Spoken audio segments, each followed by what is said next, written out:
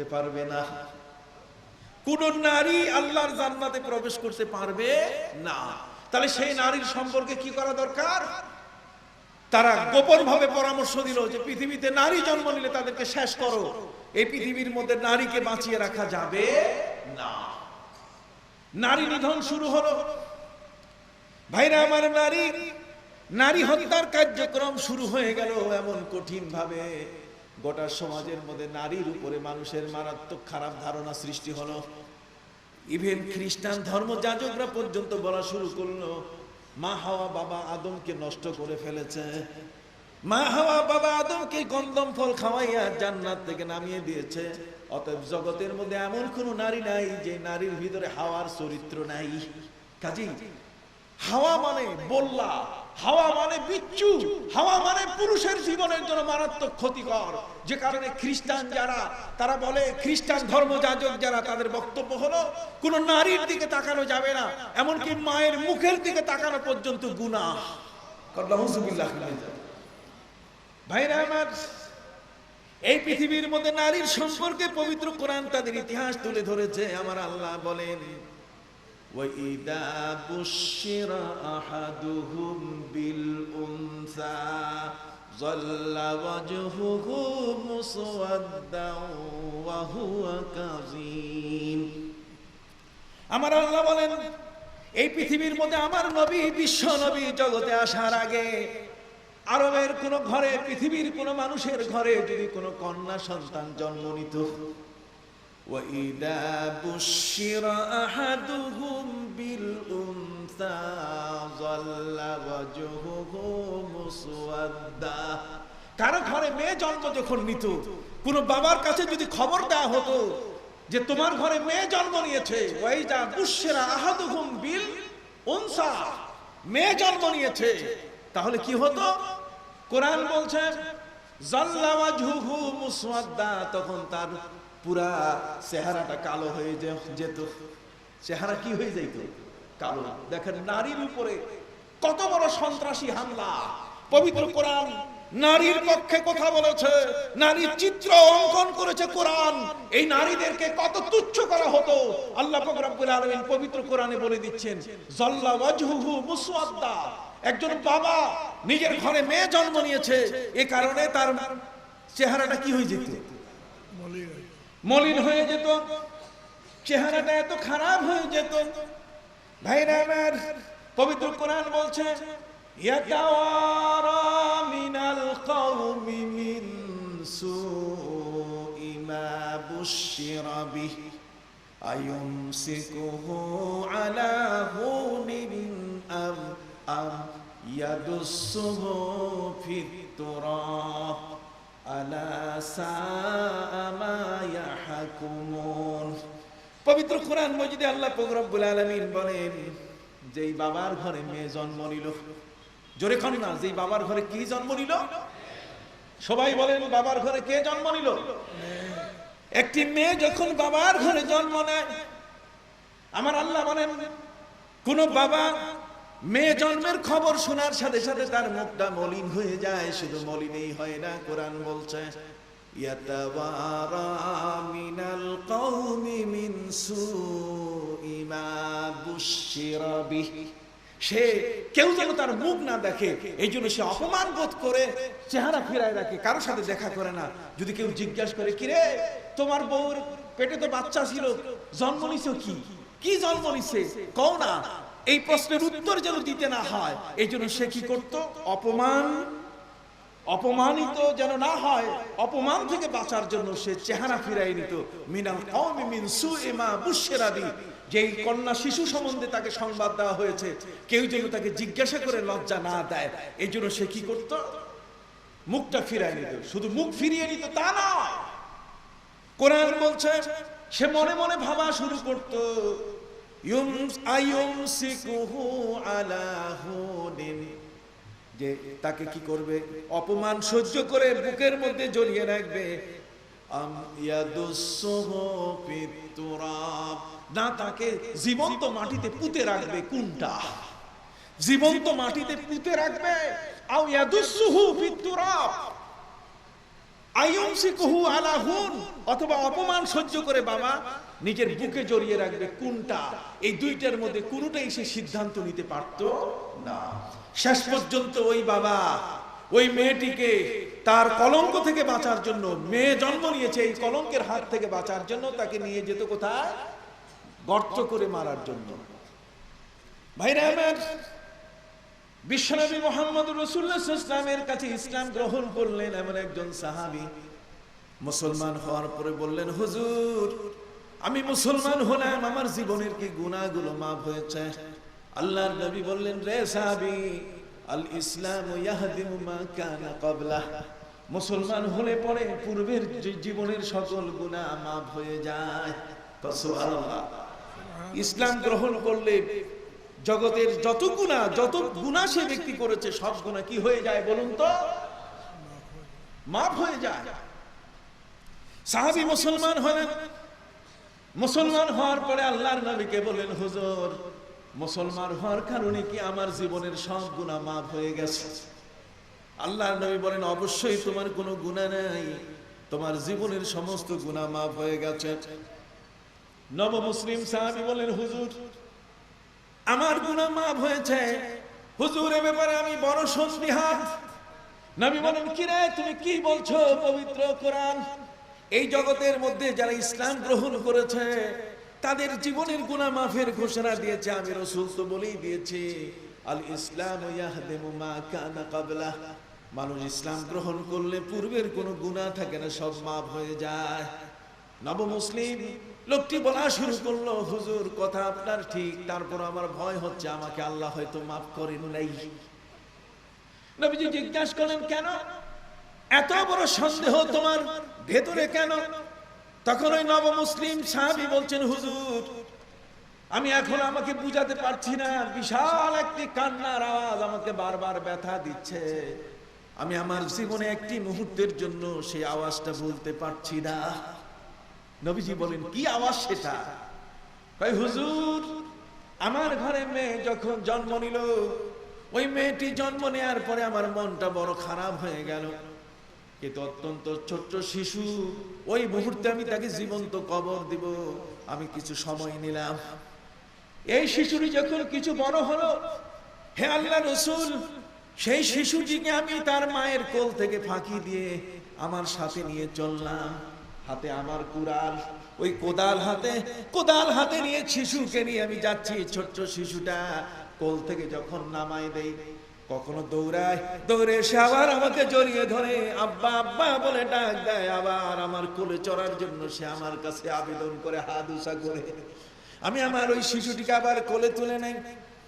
এইভাবে নিতে নিতে যখন আমি পাহাড়ের দিকে যাওয়া শুরু করলাম, আমার হাতের কোদালটা ধরে আমার ওই ছোট্ট শিশুটি জিজ্ঞাসা করলো, বাবা এটা কি জিনিস? আমি বললাম, এটা কিছুই নয়, এটা দিয়ে মাটি গর্ত খুঁড়ব। ওই মেয়েটি আমার সঙ্গী হয়ে যখন পাহাড়ের উপত্যকা পর্যন্ত গেল, নব মুসলিম সাহাবী আল্লাহর নবীর কাছে বিবরণ দিচ্ছে, আমি গর্ত খুঁড়া শুরু করলাম। কোদাল দিয়ে মাটি কাটার সময় মাটি ছিটকে এসে আমার দাড়িতে লাগা শুরু করলো। আমার ওই মেয়েটা আমার দাড়ি থেকে মাটিগুলো সরাই দিয়ে বলে, বাবা এত জোরে কপাচ্ছ কেন? আস্তে আস্তে কাটো তুমি। আমি যে এটা তার কবর বানাচ্ছি, ওই মেয়ের খবর নাই। ভাইরা আমার, নব মুসলিম সাহাবী বলছেন, এরপরে গর্ত খুঁড়া যখন শেষ হয়ে গেল, আমি তার হাত পা বাঁধা শুরু করলাম। হাত পা বেঁধে যখন আমি শেষ করছি, ওই মুহূর্তে মেয়েটি আমারে ডাক দিয়ে বলে, বাবা তুমি আমারে হাত পা বাঁধো কেন? কি জন্য তুমি আমার হাত পা বাঁধতেছো? আমি কি অপরাধ করেছি বাবা? খোদার কসম করে বলছি রে বাবা, তুমি আমাকে গর্তের মধ্যে ফেলে দিও না। আমি কোনোদিন তোমাকে কলঙ্কিত করব না, কোনোদিন তোমাকে আমি হেয় করব না, কারো কাছে আমি তোমাকে কোনোদিন ছোট করব না রে বাবা, তুমি আমাকে বেঁধো না। আমি মেয়ের সেই করুণ আর্তনাদ চিৎকার আমি শুনি নাই।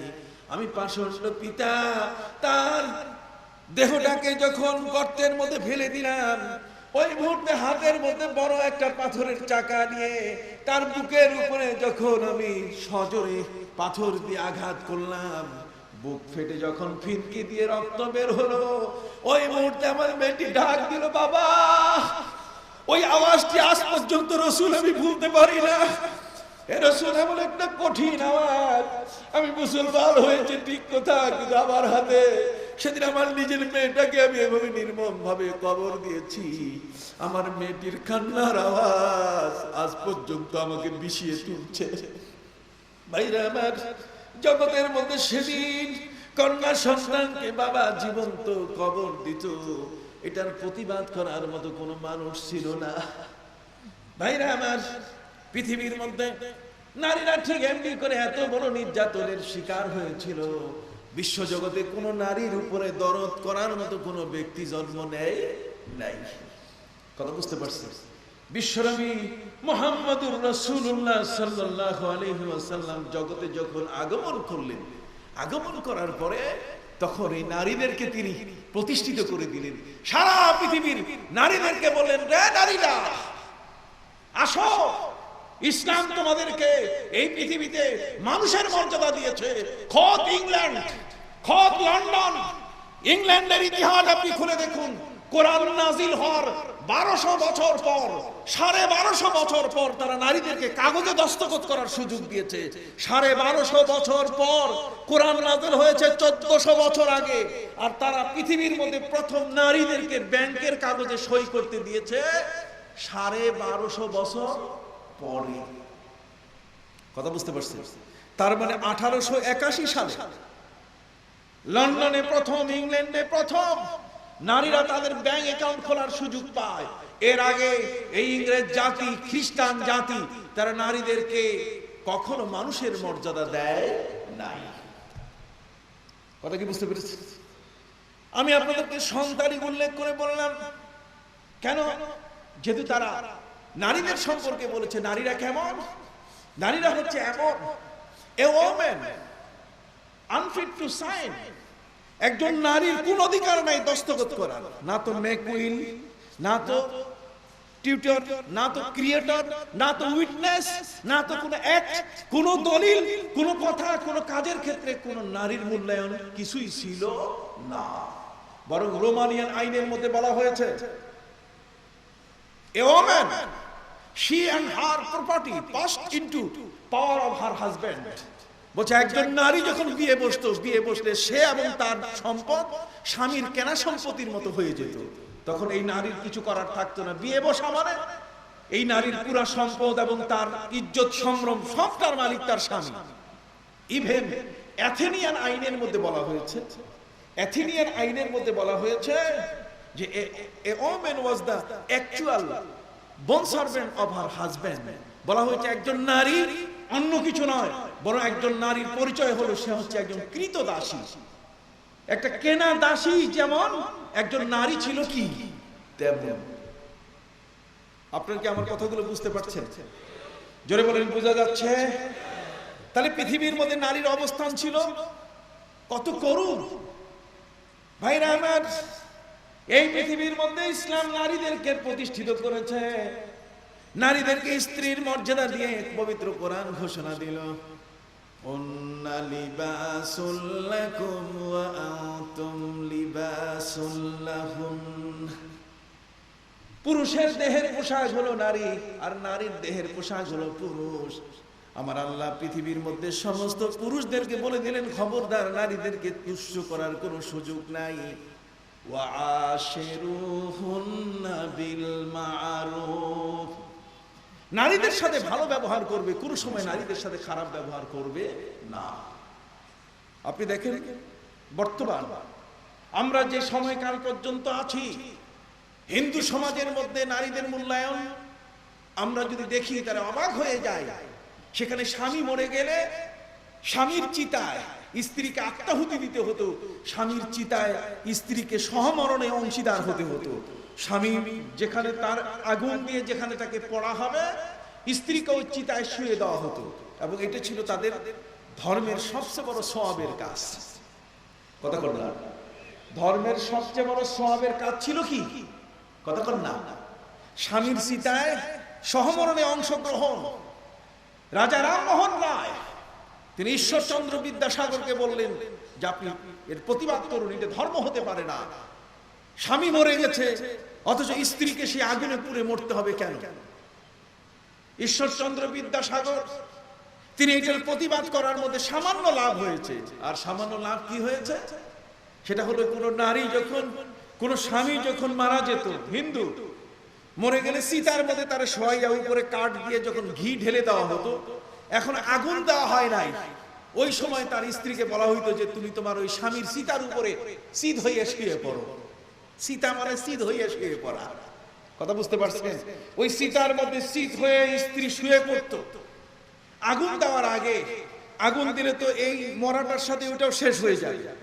এই জন্য স্বামীর ছোট ভাই, যার নাম কি দেবর, কন্যা, স্বামীর ছোট ভাইকে কি বলে? এই দেবর শব্দ আসছে কোত্থেকে জানেন? দেবর শব্দের অর্থ হচ্ছে দ্বিতীয় বর। দ্বিতীয় বর। তখন সে তার ভাবিকে হাত ধরে উঠায় যে ভাবি তোমার স্বামী তো গেছে, এখন আমি তোমার স্বামী, আমি তোমার দ্বিতীয় বর। এর থেকে হলো সে দেবর। কথা কি বুঝতে পারছেন? দেবর শব্দের ইতিহাস আমি আপনাদেরকে শোনালাম, যেহেতু এই বিহারীবাজার তাফসীরুল কোরআন মাহফিল এটা বিশাল একটি মাহফিল। আমি মনে করি এই মাহফিল হচ্ছে জ্ঞান চর্চার মাহফিল। কথা বলেন না, এটা কিসের মাহফিল? জ্ঞান চর্চার মাহফিল। আমি আপনাদের খেদমতে আরজ করতে চাই, সেই দেবর মানে দ্বিতীয় বর, তার মানে স্বামীর পরে সে তাকে গ্রহণ করবে। সম্মানিত সুধী, এই আইন করেও বলেও তারা কোনোদিন নারীর সহমরণকে ঠেকাতে পারে নাই। ওই ভারতের গঙ্গা সাগরে সেদিন টুনটুন নামে একজন মহিলা সহ হাজার হাজার মহিলাকে সেখানে স্বামীর চিতা আত্মাহুতি দিতে হয়েছে। কোন সুধীজন তার প্রতিবাদ করে নাই। 1995 সালে ইন্ডিয়ান পার্লামেন্টে আইন পাস হলো যে স্বামীর চিতায় কোন নারীকে সহমরণে উদ্বুদ্ধ করা যাবে না, না হলে তাকে ফাঁসি দেওয়া হবে। ভাইদের খেদমতে আরজ করতে চাই, নারীর তার স্বামীর চিতায় আত্মাহুতি দিবে। এই পৃথিবীর মধ্যে নারীকে কত তুচ্ছ করা হয়েছে। গৌতম বুদ্ধ নিজে বলেছেন, নারীদেরকে তোমরা শিক্ষিত বানাইও না, এদেরকে লেখাপড়া শিখাইও না, লেখাপড়া শিখালে তোমাদের বেচ্চা খাবে। কথা বল না, এমনি ঠ্যাঙ্গের উপরে পাও, অল্প লেখাপড়া জানে তার উপরে ঠ্যাঙ্গের উপরে পা দিয়া কত রকম হুকুম করে স্বামীরে। কথা বুঝতে পারছেন? অথচ ইসলাম সেই নারীর মর্যাদা দিয়েছে এত বড়, পৃথিবীর মধ্যে নারীদেরকে বলেছে ওয়াকারনা ফি বুয়ুতিকুন্না ওয়ালা তাবাররাজনা তাবাররুজাল জাহিলিয়াতিল উলা। রে নারীরা, ইসলাম তোমাদেরকে অফিসার বানিয়ে দিয়েছে, ইসলাম তোমাদেরকে ম্যানেজার বানিয়ে দিয়েছে। তোমরা ঘরের মধ্যে ম্যানেজার হয়ে বসে থাকবে, ঘরের মধ্যে অফিসার হয়ে বসে থাকবে, আর তোমাদের স্বামীরা মাঠে গিয়ে গিয়ে কাজ করে করে বেলা শেষে মাসের শেষে বেতনটা এনে তোমার ঘরে জমা দিয়ে দিবে। সুবহানাল্লাহ। সারাদিন পুরুষরা কাজ করে, সারা মাস কাজ করে, কাজ করার পরে যা পায় বেতন আদি সবকিছু এনে দেয় কাকে? ঘরের স্ত্রীকে এনে দেয় কিনা বলুন? তাহলে ঘরের স্ত্রীকে আল্লাহ তাআলা অফিসারের মর্যাদা দিয়েছে, তাদেরকে ম্যানেজার বানাই দিয়েছে যে তোমরা ঘরে থাকো, বাইরে তোমার কাজ নাই। তারপর একজন নারী ব্যাংকে যেতে পারবে কিনা, একজন নারী বাইরে মাঠে যেতে পারবে কিনা, ইসলাম সে সুযোগও দিয়েছে। হযরত জুবাইর রাদিয়াল্লাহু তাআলার স্ত্রী আবু বকর সিদ্দিক রাদিয়াল্লাহু তাআলার মেয়ে আসমা বিনতে আবি বকর নিজের ঘর থেকে 2 মাইল দূরে সেখানে গিয়ে তিনি তার বাগান দেখাশোনা করতেন, বাগানের খোঁজ খবর নিতেন। কাজে স্ত্রী স্বামীর সম্পদ দেখাশোনা করতে পারবে, ইসলাম তাকে অনুমতি দিয়েছে। চিৎকার দিয়ে বলুন না সুবহানাল্লাহ। শুধু তাই নয়, বরং ইসলাম তাকে এত বড় মর্যাদা দিয়েছে, 1400 বছর আগেই নয়, বরং এই পৃথিবীর সূচনা থেকে নারীর মর্যাদা এত বড়। পবিত্র কোরআন মাজিদে আল্লাহ পাক রব্বুল আলামিন বলেন, হান্না বিনতে ফাকুস নামের এক মহিলা 98 বছর বয়স হয়ে গেল, তার গর্ভে কোনো সন্তান নাই। যখন তিনি ঘরে ফিরছিলেন আত্মীয়ের বাড়ি থেকে, একটা গাছের নিচে বিশ্রাম নিতেছিলেন। গাছের নিচে বিশ্রাম নিতে গিয়ে বিশ্রামে ঘুম শেষ হওয়ার পরে, বিশ্রাম শেষ হওয়ার পরে ওই মহিলা গাছের ডালের দিকে তাকিয়ে দেখে পাখি তার ছানাগুলোকে আধার খাওয়াচ্ছে। মায়ের মনের মধ্যে বন্যা শুরু হলো। মা তার আবেদন আল্লাহর দরবারে করা শুরু করলেন, প্রভু তুমি একটা পাখিকে যদি তার সন্তান দিয়ে তাকে খুশি করতে পারো, তাকে যদি সুখী করতে পারো, তাকে যদি আধার খাওয়াবার সুযোগ করে দিতে পারো, রে প্রভু তোমার মহান দরবারে ফরিয়াদ, আমার গর্ভকেও তুমি জিন্দা করে সেখানে তুমি সন্তানের ব্যবস্থা করতে পারো। সুবহানাল্লাহ। আল্লাহ পাক রব্বুল আলামিন বলে দিলেন যাও।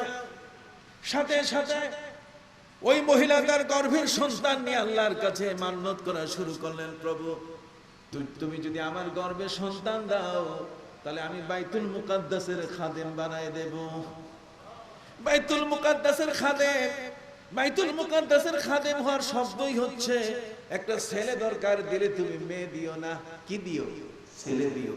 মা নিজে মেয়ে চেয়েছে, তার গোপন আবেদন ছিল বাইতুল মুকাদ্দাসের খাদেম। খাদেম হতে গেলে তো পুরুষ হতে হবে, মেয়ে হলে চলবে না।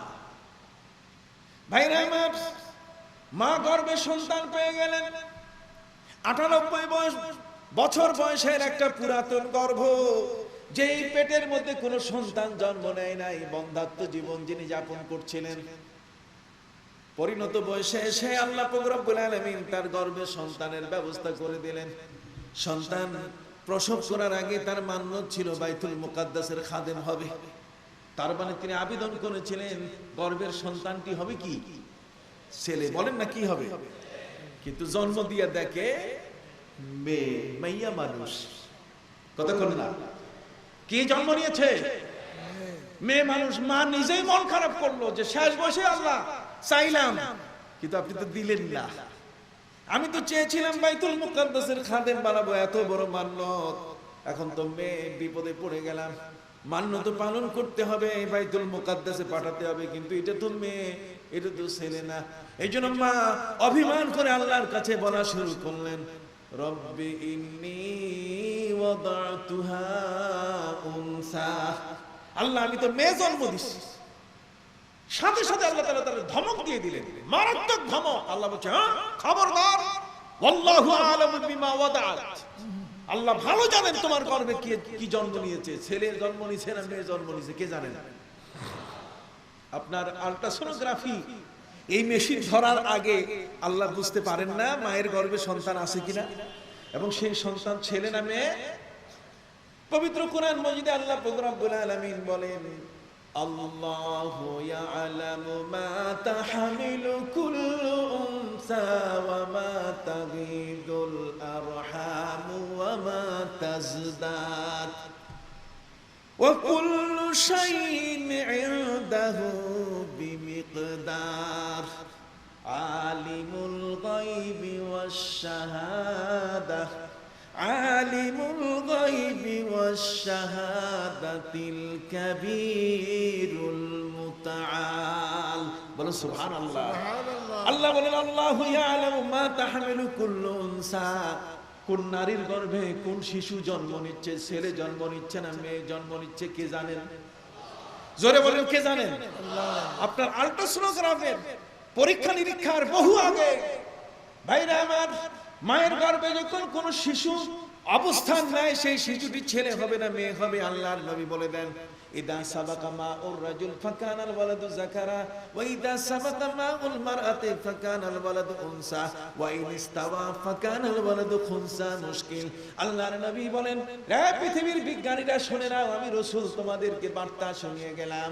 পৃথিবীর যারা স্বাস্থ্য বিজ্ঞানী, যারা মরাকাটা বিজ্ঞানী, যারা মায়ের গর্ভ পরীক্ষা করতে পারো, আমি রাসূল তোমাদেরকে বলে গেলাম, যদি পৃথিবীতে মা আর বাবার মধ্যে বাবা যদি অগ্রগামী হন, তাহলে মায়ের গর্ভে সেখানে ছেলে জন্ম নেয়। আর যদি মা অগ্রগামী হন, তাহলে মায়ের গর্ভে সেখানে মেয়ে জন্ম নেয়।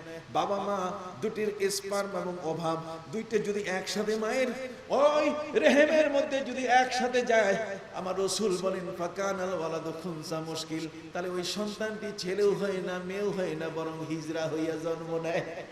আল্লাহর নবী বলেন, হিজরা হইয়া খুনসা হইয়া যারা জন্ম নেয়, তারা কেমন করে জন্ম নেয়? ছেলে কখন জন্ম নেয়, মেয়ে কখন জন্ম নেয়, ছেলে এবং মেয়ে মায়ের গর্ভে কখন কোন মুহূর্তে আসে, আমার আল্লাহ বলেন আমি জানি। ইয়ালামু খাইনাতাল আয়ুনি ওয়া মা তুখফিস সুদূর। আল্লাহ বলেন বান্দা তুমি চোখের পলক যখন মারো কোন দিকে টিপ্পনি মারো তাও আমি দেখি। সুবহানাল্লাহ। এবং তোমার অন্তরের ভিতরে কি আছে এটাও আমার জানা আছে। কোন নারীর গর্ভে ছেলে জন্ম নিচ্ছে না মেয়ে জন্ম নিচ্ছে কে জানেন? জোরে বলেন না জানে কে? ওই মহান আল্লাহ যিনি মায়ের গর্ভের শিশু সম্পর্কে যিনি অবগত, যিনি জানেন এই শিশু মায়ের গর্ভে জন্ম নিচ্ছে ছেলে না মেয়ে। আল্লাহ ধমক দিয়ে বললেন ওয়াল্লাহু আ'লামু বিমা ওয়াদাআত। আরেক কেরাতে আছে বিমা ওয়াদাতি, তার মানে তুমি কি জন্ম দিছো এটা আল্লাহ ভালো জানেন। চিৎকার দিয়ে বলুন না সুবহানাল্লাহ। সুবহানাল্লাহ। সেই মা যার গর্ভের মধ্যে জন্ম নিল ছেলের জায়গায় কি আল্লাহ ধমক দিয়ে তারে বললেন শোনো আমি তোমার গর্ভে যে মেয়ে দিয়েছি তুমি মন খারাপ করেছো রে মেয়ের জাতি মা, তুমি কেন মন খারাপ করলে? আমার আল্লাহ বলে দিলেন ওয়ালাইসা যাকারু কাল উনসা, তোমার গর্ভে যে মেয়ে দিয়েছি এই মেয়েটা পৃথিবীর লক্ষ কোটি হাজার হাজার পুরুষের চেয়ে উত্তম। পৃথিবীর মধ্যে নারীকে উত্তম বলেছে কোরআন। বলুন সুবহানাল্লাহ। কোরআন প্রথম ঘোষণা দিয়েছে যে নারী এত বড় হাজার হাজার পুরুষের চেয়ে উত্তম হতে পারে। আমার আল্লাহ সেই হান্না বিনতে ফাকুসকে বলে দিয়ে দিলেন যে এই জগতের মধ্যে তোমার গর্ভে যে মেয়ে জন্ম নিয়েছে এই মেয়েটাকে আমি একজন নবীর মা বানাই দিব। সুবহানাল্লাহ। হযরত ঈসা নবীর মা বানাই দিব। চিৎকার দিয়ে বলুন সুবহানাল্লাহ। সম্মানিত সুধী, জগতের মধ্যে পৃথিবীতে নারীর মর্যাদা দিয়েছে ইসলাম।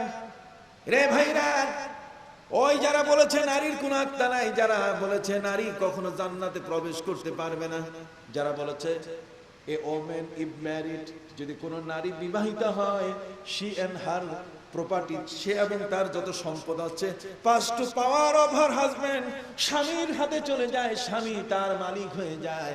এক সময়কালে তো এমন ছিল নারীর প্রতি ছিল বড় অবহেলা। বিশ্বনবী মুহাম্মদুর রাসূলুল্লাহ সাল্লাল্লাহু আলাইহি ওয়াসাল্লামের ঘরে জন্ম নিল ছেলে হযরত ইব্রাহিম। কে জন্ম নিছে? একটু সবাই কথা কর। জন্ম নিছে কে? ইব্রাহিম। জন্ম নিয়েছেন ছেলে ইব্রাহিম। আরবের নিয়ম অনুযায়ী কারো ঘরে শিশু জন্ম নিলে দাইমার কাছে দেওয়া হতো। নবীজি ইউসুফ নামে একজন কামার, যে দা তৈরি করে, আগুন দিয়ে লোহা নরম করে দা তৈরি করে, বাইরা খন্তা তৈরি করে, কুড়াল তৈরি করে, এমন একজন মানুষকে তার ছেলে ইব্রাহিমকে লালনের জন্য দিয়ে দিলেন। নবীজি তার নিজের সঙ্গী করে হযরতে জাবের ইবনে আব্দুল্লাহকে সঙ্গী করে নবী নিয়ে গেলেন, চলো আমার ছেলেটারে একটু দেখে আসি। আল্লাহর নবী জাবেরকে সাথে নিয়ে নিজের ছেলেকে দেখার জন্য ইউসুফের ঘরে গেলেন। নবীজি তার ঘর থেকে ছেলে ইব্রাহিমকে কোলে তুলে নিয়ে তার কপালে চুমু দেওয়া শুরু করলেন, তার গালে, তার মুখে, ঠোঁটে চুমু দেওয়া শুরু করলেন। হযরতে জাবের এক নজরে পলকহীন নেত্রে নবীর এই সকল কর্ম তিনি দেখার জন্য চোখের পলক মারেন নাই। নবীজি দেখলেন জাবের তার দিকে এক চাহনিতে দেখে আছে। নবীজি জিজ্ঞাসা করলেন, রে জাবের, তুমি আমার দিকে এভাবে কেন তাকিয়ে আছো? তোমার তো চোখের পলক পড়তেছে না। হযরতে জাবের বললেন, নবীজি গো, আমি অবাক হয়ে গেছি এই মুহূর্তে। আপনি আপনার ছেলে ইব্রাহিমের গালে চুমা দিচ্ছেন যেভাবে। আমার ঘরে 8টা মেয়ে জন্ম নিয়েছে। কয়টা? সবাই বলেন না, কয়টা? 8টা। আমি 8টি কন্যা সন্তানের জনক। 8টি মেয়ে আমার ঘরে জন্ম নিয়েছে। আমার ঘরে 8টি কন্যা জন্ম নিয়েছে রাসূল। 8টি কন্যা বড় হয়েছে। আমি সবাইকে জামাইয়ের বাড়িতে বিদায় করেছি, ওরা জামাইয়ের বাড়িতে আছে। নবীজি গো, খোদার কসম করে বলছি, আমার এই 8টি মেয়ের মধ্যে কোনো একটি মেয়েকে আমি আজ পর্যন্ত কোলে তুলে নিয়ে দেখি নাই। মেয়ে জন্ম নেওয়া কলঙ্ক, কাজে আমার মেয়ে কোলে নেওয়া তো দূরের কথা, সবসময় আমি খেদাই দূরে দূরে রাখছি, ওগুলোকে কাছে আসতে দেই নাই। নবীজি, আপনি যেভাবে আপনার ছেলেকে আদর করছেন, খোদার কসম আমার একটা মেয়ের গালে আমি একটু চুমু দেই নাই, আমি তার মাথায় একটু হাতও বুলাই নাই। বুঝতে পারছেন কথা? আল্লাহর নবী বলেন, রে জাবের, মাল্লা ইয়ারহাম লা ইউরহাম, যে দয়া করতে জানে না, দয়াশীল আল্লাহ তার উপরে কখনো দয়া করবেন না। ভাইরা আমার, এই জাবির ইবনে আব্দুল্লাহ রাদিয়াল্লাহু তাআলা আনহু 8টি কন্যা সন্তানকে বিয়ে দিয়ে নবীর দরবারে তিনি বললেন, হুজুর আমার যত সম্পদ আছে সবগুলো আমি আল্লাহর রাস্তায় দিয়ে দিলাম, যে তুমি মেয়েদেরকে বিয়ে দিয়েছি ওরা জামাইয়ের ঘরে চলে গেছে, আমার আর এই সম্পদ দরকার নাই। আল্লাহর নবী বলে দিলেন, রে জাবের শোনো, তোমার এই দান আমি গ্রহণ করলাম না, তোমার দান আমি রাসূল নিলাম না। জাবের বলেন, হুজুর এত বিশাল দান আপনি নিলেন না, অর্ধেক দেন। আল্লাহর নবী বলেন, না রে জাবের, অর্ধেকও নেব না। হযরত জাবের বলেন, হুজুর অর্ধেকও নিলেন না, তাহলে 1/3, 1/3 নেন। আল্লাহর নবী বললেন, জাবের রে তোমার 1/3 নিলাম, কিন্তু শোনো ওয়াসুলুসু কাসীর, তুমি যে 1/3 দিলে এটাও বেশি দিয়ে ফেলেছ। জাবের বলেন, হুজুর পুরাটা দিলাম তাও আপনি নিলেন না, অর্ধেক দিলাম তাও আপনি নিলেন না, 1/3 দিলাম, 1/3 দিলাম। এটা নেওয়ার পরে আপনি মন্তব্য করলেন রে জাবের, ওয়াসুলুসু কাসীর, 1/3 দিয়েছি এটাও বেশি দিয়েছে রাসূল, কেন আপনি এতগুলো সম্পদ নিলেন না কেন? আল্লাহর নবী বলেন, রে জাবের তুমি তোমার 8টি কন্যা সন্তানকে বিয়ে দিয়েছো, ওরা জামাইয়ের ঘর করতেছে, তুমি কি জানো তোমার এই 8টি মেয়ের মধ্যে কোন একটি মেয়ের স্বামী হয়তো মারা যাবে। যদি কোন একটি মেয়ের স্বামী মারা যায় আর ওই মেয়েটির ঘরে যদি টাকা পয়সা খাবার কিছু না থাকে, রে জাবের তোমার 8টি মেয়ে যে স্বামীর সংসার